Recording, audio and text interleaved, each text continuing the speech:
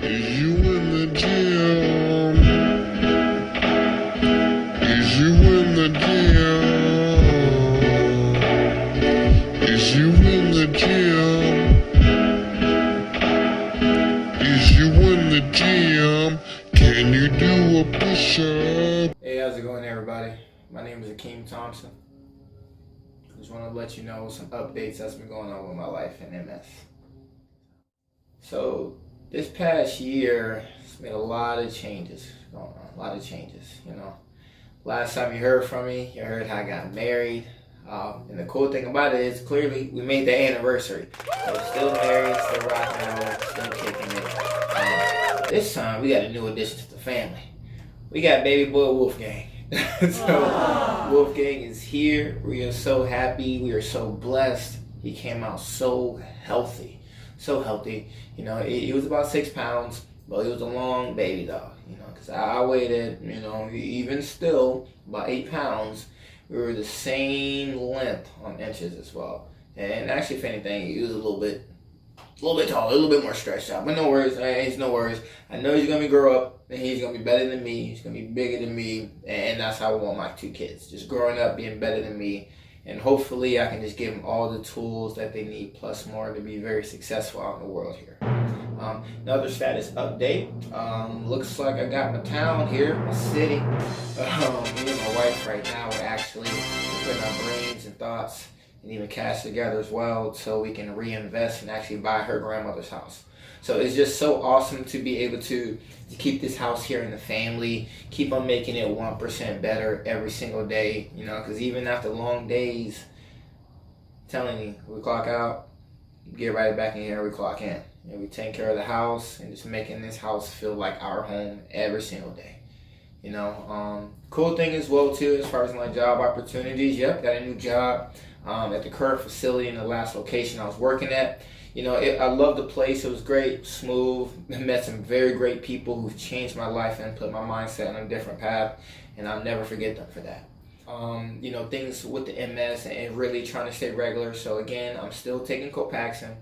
Copaxone is a shout out to Copaxone. Like, you guys have done so much to really help me out personally, financially, and looking at how much those monthly costs and those bills would be for the MRIs and just the medication in general. With my MS, you know, I take the Copaxone. I have an auto eject, and I take about, 3 shots per week, and it's in a rotation area of my body. So I don't want to go into that same exact spot each time, because what I'll end up doing is developing scar tissue, and that's a no bueno. We don't want that. So, I'll go with like my left, right thigh, left, right hip, left, and right back of my arm. You do have the opportunity, where you can go right there in the abdomen, but no. One shot, one time, like I was dying. So never again, no bueno. It's not for everybody. It's definitely not for me. So a couple things that I thought was very interesting, using the Copaxone and the auto eject, is that it's pretty easy. It's pretty simple. You keep the medication refrigerated. Once you're ready to take it, you can keep basically it out, for 10 minutes prior to actually making that injection. I don't know what would happen if you just take it and do it, but we're not going to play those games either, right? So, but the cool thing about it is, if you know you're going to be using that medicine for that full week, which I have my rotations on Sunday, Tuesday, Thursday, and being that today I got to make an injection, that'll happen here pretty soon, and I'm actually on my left eye here, right? But I want to let you know an interesting story about making these rotations, because with your actual auto eject, you can change the depth. So for an example, right, I keep my depth right around 4, but you can also keep it right around 6 as well. And if you think about it like this, the higher your number, the deeper it goes. And I've had both situations of going too deep and not going deep enough, so you have to find it just right. I'm trying to tell you. I definitely had a bad site reaction situation where I went too deep on my injection. Actually injected in my left thigh, and I kid you not, how I was feeling as a side effect. My chest was tightening up. I literally just have bumps all over my body, and in a sense of all my chest for sure was extremely red. My face was red, and I was just so hot, and it just felt like there were just ants just crawling all over me. That was the worst of it. That was the worst I've ever gotten with that one for sure. Just because I just went too deep, and I hit my muscles. I went too deep. And again, when you go too deep with your injection, it can be symptoms different for everybody. It could be just red torso, feeling hot, itchy skin or bumps or rash or things just like that, or maybe a little scar tissue left behind. But for some reason, my body decided to give me all the above. So, and it lasted all night, and almost carried into the morning. Now, those two situations were happening. So I must be lying if I said the second time. But the second time in the span of like 72 hours, because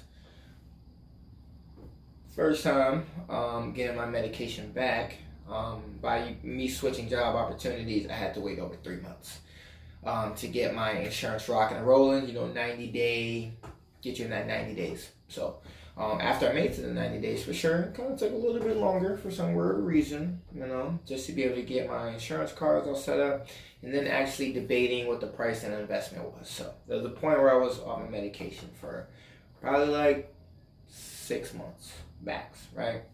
And so me getting back to it, me not being on top of my strength training, assuming that I've had some atrophy along that time over there, my first site injection, it actually, if I'm not mistaken, I think it had to be my right thigh. It's my right thigh. And I had that one, and I just went too deep, my needle depth.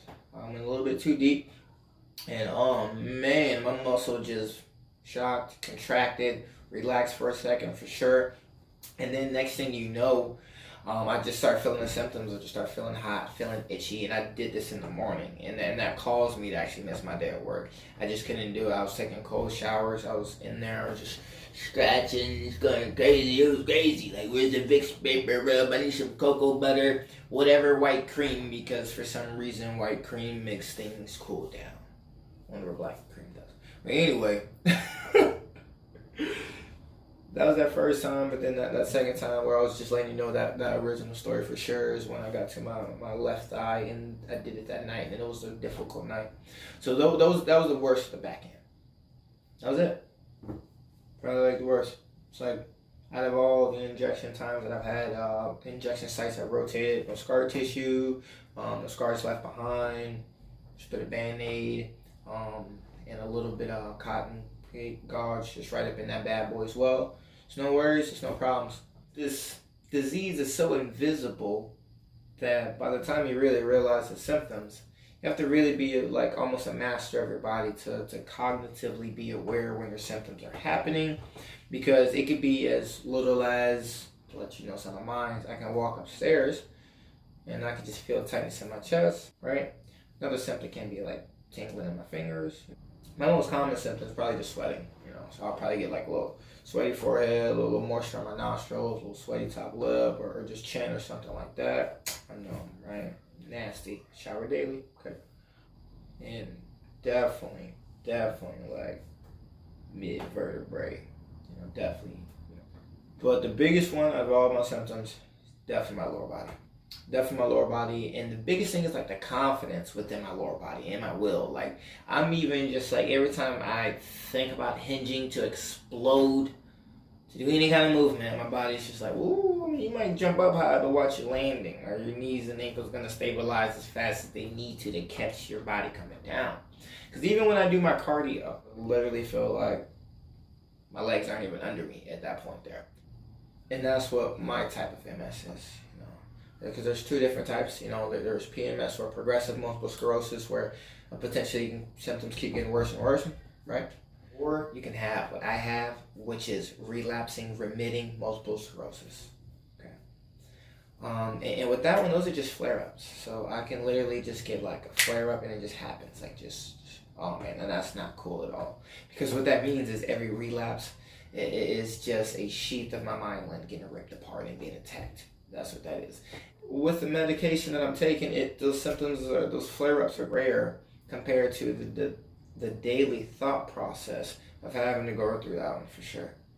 So one thing about this that I have truly come to realize is that with MS, I think it's best to talk about it. And maybe it's not with those who you feel like you're putting weight on them or having them think, "Woe is me," because I hate to use anything about MS for a crutch. My only come up I was really thinking about was claiming disability, get that blue sticker, and then just renting it out for the week. But I don't know. Wait. No, stop. That'd be crazy. I think it'd be dope.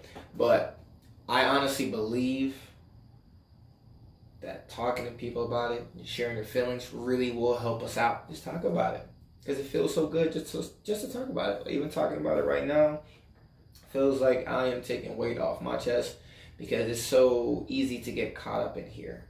And what we need is the head edge to keep us motivated, to keep us driven, to keep us taking steps forward every single day, to keep getting 1% better and not dwell on what we know. But we can't just sit here and pretend like it's not really here. It is an invisible disease. That is correct. But the truth about it is, I'm powering through it, and I know you guys are way better than me watching this, so I know you can too as well. Again, I just want to give you guys an update, because you have been so supportive, so helpful, and I appreciate all the prayers that you have for me. But at the end of the day, I just want y'all to really take this away. That's a